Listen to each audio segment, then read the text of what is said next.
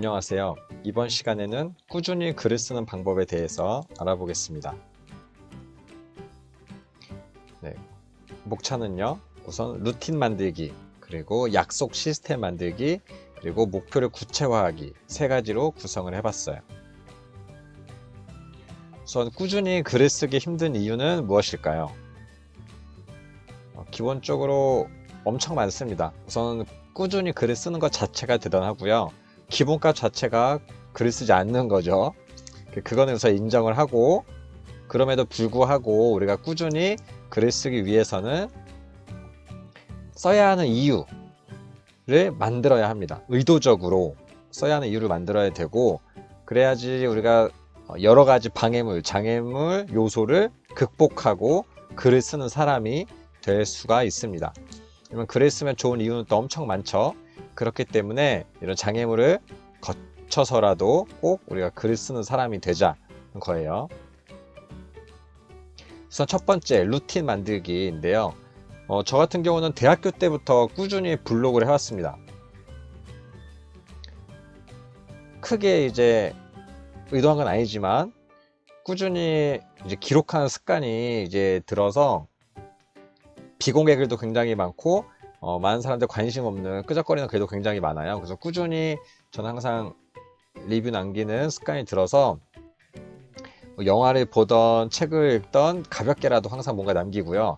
그리고 인스타그램에서도 몇 년간은 1일 1피드를 하려고 꾸준히 이제 하다 보니까 지금은 매일 그냥 오늘 뭐 올리지? 오늘 올릴 거 뭐 없나? 그래서 기본값 자체가 뭔가 올리는 게 됐어요. 그래서 자동적으로 내가 SNS나 이런 데 올리는 그런 루틴을 만드는 것이 굉장히 도움이 됩니다. 아주 짧게라도 내가 무엇을 쓸지에 대한 내용을 고민하게 돼요. 처음에는 쓸까 말까가 아니라 쓰는 건 당연한 거고 쓰는 거 외에 무엇을 쓸지를 고민하기 때문에 기본적인 이런 루틴을 만들면 좋고요. 다음으로는 이제 시간과 공간 이런 장소를 나름의 이제 의미를 연결해서 정하면 좋습니다.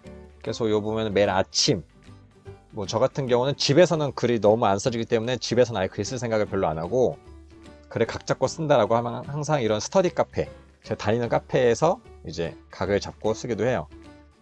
그래서 많은 작가님들도 자신이 글이 잘 써지는 공간이 있다, 시간대가 있다라고 말을 하기도 하는데 그런 식으로 본인의 시간과 공간 일정한 것을 정하면 도움이 되고요. 두 번째, 약속 시스템을 만드는 거예요. 우리 인간의 의지는 굉장히 나약하기 때문에 스스로의 힘만으로 뭔가 하기 쉽지 않습니다.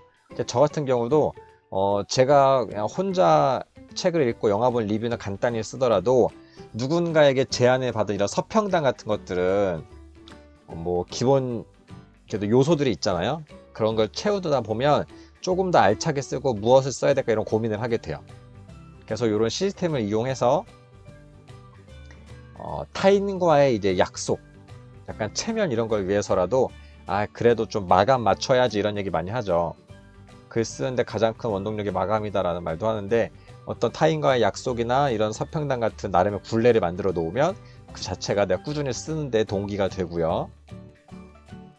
그리고 스스로 나름의 이런 약속을 만드는 그 요소를 계속 내가 도전하면 좋아요.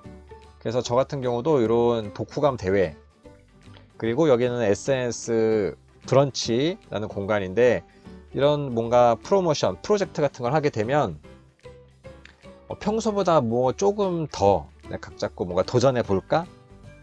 이런 마음을 갖게 돼요. 거기에 맞게 글을 한 편이라도 더 쓰고 더 체계적으로 뭔가 이 조건에 맞는 것들을 이렇게 쥐어 짜내게 됩니다. 그래서 그런 약속을 스스로 만들어서 이런 공모전과 대회 같은데 꾸준히 이제 문을 두드려 보면 좋습니다. 너무 스트레스 받지 않는 정도 내에서 이런 도전을 하는 걸 항상 저는 응원을 하고요. 그리고 조금은 더 의지를 이제 강하게 북돋기 위해서 이런 잔소리할 사람, 나름의 이제 좋게 말하면 코치인데 결국 잔소리하는 일이거든요. 잔소리꾼을 하나를 이제 세워두는 겁니다. 그래서 요즘 유료 챌린지 이런 것들이 많이 있어요. 그러니까 약간 피드백 첨삭도 받지만 결국은 내가 이제 나태해지거나 이럴 때 글 언제 써요? 과제 언제 주실 거예요? 이렇게 관리해주는 사람, 자기주도 습관 같은 것도 결국은 이제 코치 같은 것들이 많이 이제 시스템적으로 갖추어져 있는데, 글쓰기도 이런 글쓰기 습관 잡아주는 코칭, 글쓰기 이렇게 지도해주고 관리해주는 코칭, 이런 사람들이 있으면 꾸준히 내가 잔소리를 들으면서 스스로 약간 가벼운 채찍질을 하게 됩니다. 그러니까 이런 시스템을 계속 만드는 거죠. 그러니까 앞에서는 조금 나의 이제 의지를 북돋는 거라면, 여기서 조금 더 이제 돈이나 아니면 관계 플러스로 이제 잔소리나 요소까지 더해지는 겁니다. 그리고 세 번째는 목표 구체화하기입니다. 그래서 내가 글을 쓰는 동기를 계속 스스로 만들어야 된다, 의도적으로 라는 말씀을 드렸었는데, 그 중에 대표적인 것이 이런 이제 업무 능력 향상 같은 거예요. 저도 글쓰기 코칭 하는 성인분들이 이제 왜 배우려고 하시냐라고 하면, 지금 내가 뭔가 일을 하는데 부족한 게 많이 느껴지고 좀 도움을 받고 싶다, 이런 분 말씀하세요. 그래서 뭐 이렇게 이메일을 쓴다거나 내가 업무상 보고서를 쓴다거나 이런 글쓰기, 내가 딱 구체적인 요소가 있으면 그래도 뭔가 하게 돼요.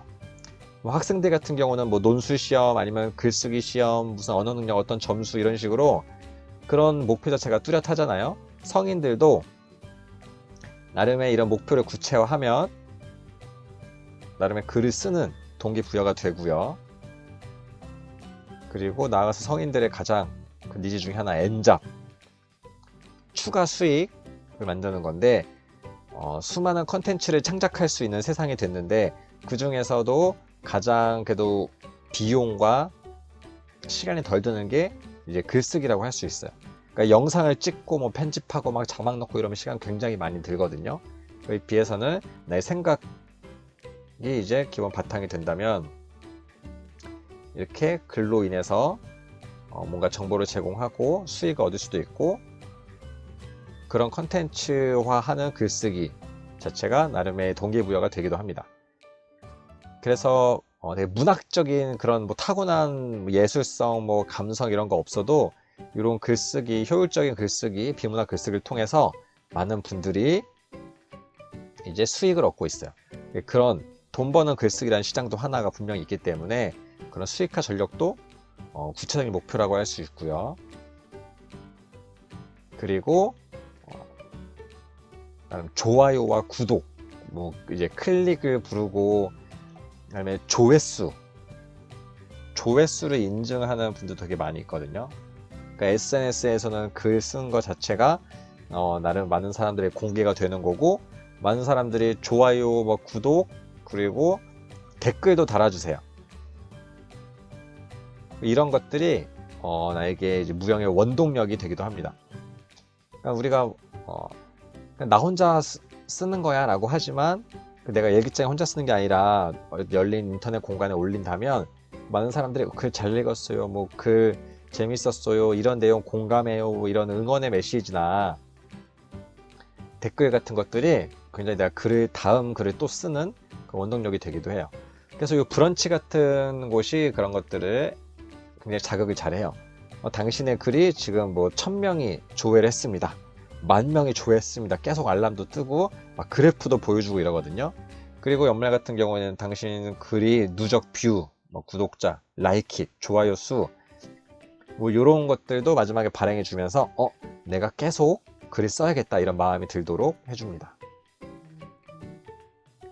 그리고 다음 마지막 목표 구체화인데, 앞에는 조금 이제 상업적이고 물질적이었다면, 글을 쓰는 여러 사람들의 목표가 있을 거예요. 그 중에 하나가 결국 나의 내적 성장, 치유, 내면의 힘, 이런 거예요.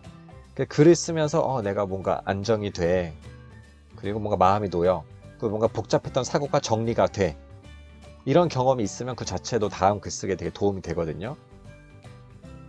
그래서 이런 정서적 안정과 만족, 그리고 스스로의 생각을 정리하는 그런 이제 풍요로운 느낌, 나 지금 굉장히 괜찮다, 글을 쓰면서 복잡한 것들 정리가 됐다, 기분 좋은데 다음에 또 글을 써야지, 이런 내적 동기가 유발되기 좋은 그런 목표입니다.